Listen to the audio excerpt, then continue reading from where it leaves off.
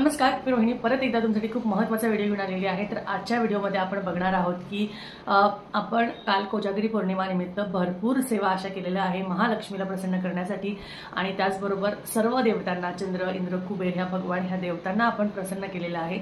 आपण काल सर्व सेवा केलेल्या आहेत। ज्यांच्या कोणाच्या ह्या सेवा राहिलेल्या असतील आणि त्यांना असं वाटत असेल की नाही आमच्याकडनं ह्या सेवा नाही झाल्या, आम्हाला ह्या सेवा करायला जमलं नाही, तर आम्ही नक्की काय करायला हवं। आता तर कोजागिरी पौर्णिमा निघून गेलेली आहे, तर आपण काय करायचं, तर काही गोष्टी, काही अद्भुत उपाय मी तुमच्यासाठी आज घेऊन आलेले आहे जे तुम्ही तुमच्या रोज दैनंदिन जीवनात तुम्ही करू शकता आणि त्यातले बदल जर का तुम्ही तुमच्या जीवनात आणले तर नक्कीच तुम्हाला अद्भुत असे लाभ बघायला मिळतील। कारण हे उपायच असे अद्भुत आहे ज्याच्याने तुम्हाला खरंच तुम्ही हे उपाय तुम्ही तुमच्या रोजच्या जीवनात जरी अंमलात आणले तरी सुद्धा त्यातला भरपूर तुम्हाला असे वेगळे छान रिझल्ट्स बघायला मिळतील।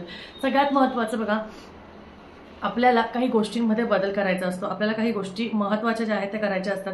त्या म्हणजे जेव्हा आपण रोजची जी दिनचर्या असते ती प्रॉपर रुटीन सेटमध्ये असायला हवी। त्यामध्ये रोजची जी आपली देवपूजा आहे, रोजची जी आपली सेवा आहे, ज्या काही गोष्टी आहेत त्या रोजच्या रोज व्हायला हव्या। कधी कधी काही कारणानिमित्त होत नाही, पण त्यामध्ये खंड जरी पडला तरी सुद्धा ज्या काही तुम्ही सेवा केल्या आहेत किंवा नाही, पण तुमच्या मनातली जी भावना आहे, भक्ती आहे, तुमच्या मनातली जी श्रद्धा आहे ती डळमळता कामा नये, कारण त्यावरच सर्व गोष्टी अवलंबून असतात। चला आजच्या व्हिडिओची सुरुवात करूया। तर सगळ्यात महत्त्वाचं आहे की लक्ष्मी जर का स्थिर राहायची असेल, आपल्या घरात तुम्हाला वाटत असेल की लक्ष्मीने स्थिर राहावं, तर आपण काय करायला हवं, असे कोणते अद्भुत उपाय आपल्याला करायचे आहे ज्याने माता लक्ष्मी आपल्या घरात प्रसन्न राहणार आहे। तर बघा, लक्ष्मी माता ही विष्णू म्हणजे तिच्या पतीसोबत जर आपल्या घरात असली तर ती दीर्घकाळ टिकते आणि लक्ष्मी स्थिर राहते। असं सांगितलं गेलेलं आहे की जिथे लक्ष्मी मातासोबत विष्णू भगवानांची सेवा केली जाते, जिथे लक्ष्मी मातासोबत विष्णू भगवानांचं स्मरण केलं जातं, त्या घरात लक्ष्मी कायम स्थिर असते। सगळ्यात महत्त्वाचं बघा, धनलक्ष्मीसाठी सगळ्यात महत्त्वाची सेवा तुम्हाला करायची असते ती म्हणजे श्री सूक्त, लक्ष्मी सूक्त म्हणून श्रीयंत्रावर रोज तुम्हाला पूजा करायची आहे। निदान मंगळवार किंवा शुक्रवार तुम्हाला किंवा पौर्णिमा या तिथींना श्रीयंत्राची, लक्ष्मी मातेची मूर्तीची ही सेवा तुम्हाला करायलाच हवी।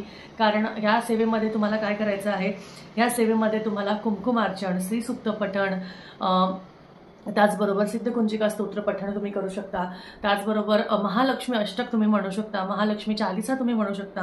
ह्या गोष्टी खूप महत्त्वाच्या आहेत ज्या तुम्हाला करायला हव्या। दुसरं म्हणजे रात्री दही किंवा पांढऱ्या वस्तू, कुठल्याही प्रकारच्या दही किंवा पांढऱ्या वस्तू डायरेक्ट ग्रहण करू नये।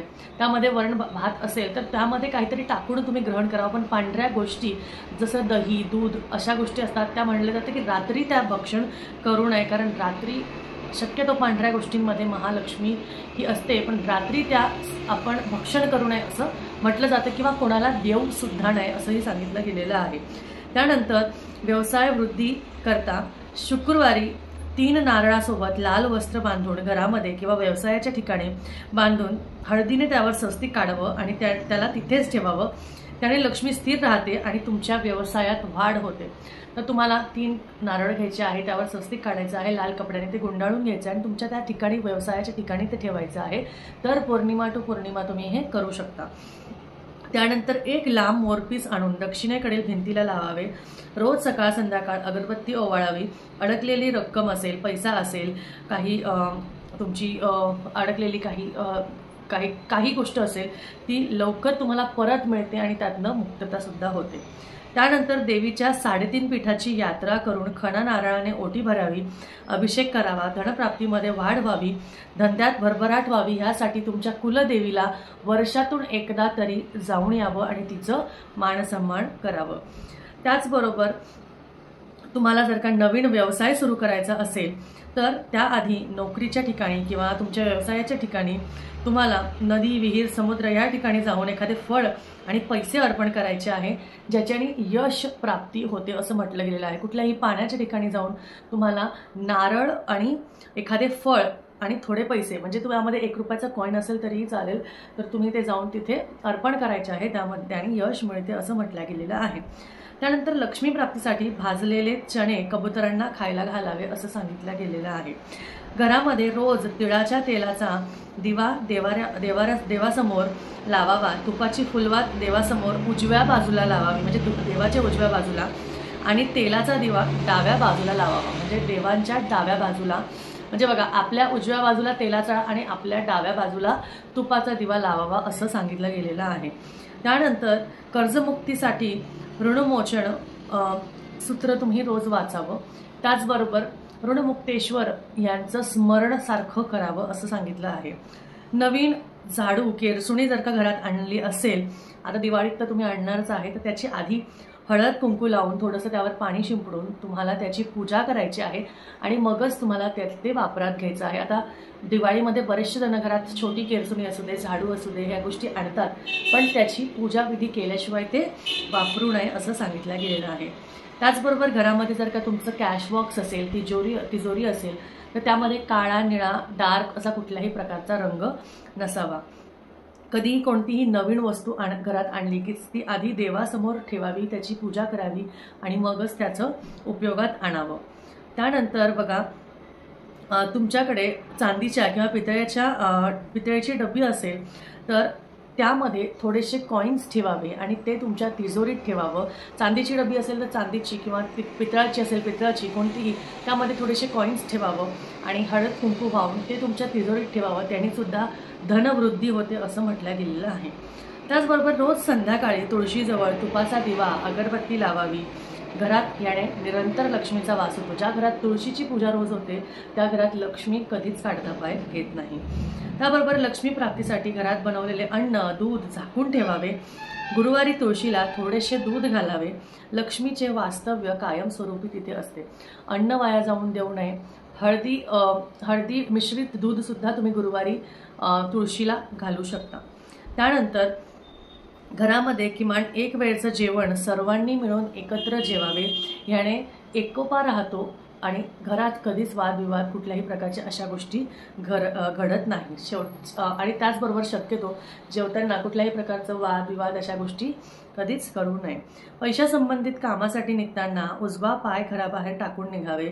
मंदिरात लाल फूल वाहून समोर आलेल्या अपंग भिकाऱ्यांना पैसे देऊन पुढे कामासाठी जावे।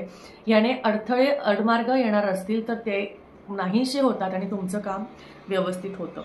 त्याचबरोबर लक्ष्मी प्राप्तीसाठी महालक्ष्मी अष्टक मंगळवारी, शुक्रवारी वाचावे। त्याचबरोबर विष्णूंची उपासना देखील करावी। त्यामध्ये रामरक्षा स्तोत्र, विष्णू सहस्त्रनामावली, पुरुष सूक्ताचं पठण दररोज करावं। दर शुक्रवारी लक्ष्मीची पूजा करून साखर, फुटाणेचा नैवेद्य दाखवून, खिरीचा नैवेद्य दाखवून सर्वांना घरात वाटावा। दूध साखरेचा नैवेद्य दाखवला तरीही चालतो।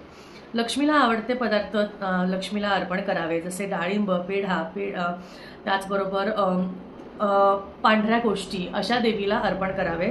त्याचबरोबर सरस्वतीची उपासना करावी। तिच्या पाठी लक्ष्मी येते आणि ती चिरकाळ स्थिर राहते आणि कलियुगात जिथे सरस्वती आहे तिथे लक्ष्मी येतेच। त्यामुळे असं म्हटलं गेलेलं आहे की शिक्षणाबरोबर लक्ष्मीचा सुद्धा जर का वास तुमच्या घरात तुम्हाला हवा असेल तर कधीच कोणाचं मन दुखू नये, कोणाच्या गोष्टींच्या आपण म्हणतो ना की विचारांचं मन दुखू नये, कारण विचार सुद्धा आहे एक प्रकारे शिक्षणातलाच एक आपण म्हणतो ना की विचारांचाच भाव आहे। त्याचबरोबर जर घरात लक्ष्मी स्थिर हवी असेल तर घरातल्या आई, बहीण, पत्नी या सर्वांना खुश ठेवण्याचा प्रयत्न करावं। त्याचबरोबर अगदी पैसा येणार नसेल पण घरातली लक्ष्मी जेव्हा खुश असेल तेव्हा तुमच्या घरात कधीच लक्ष्मी काढता पाय घेत नाही। घरातली स्त्री खुश असेल तर घरातली लक्ष्मी सुद्धा तेवढीच आनंदी राहते आणि तुमच्या घरातनं कधीच ती जात नाही। अशा रीतीने हे काही अद्भुत उपाय आहेत ज्याने लक्ष्मी माता प्रसन्न होते, तुमच्या घरात ती कायम अखंड वास करते आणि सदैव तुम्हाला आशीर्वाद सुद्धा देते। अशा रीतीने आजच्या व्हिडिओमध्ये एवढीच माहिती। परत भेटूया। श्री स्वामी समर्थ।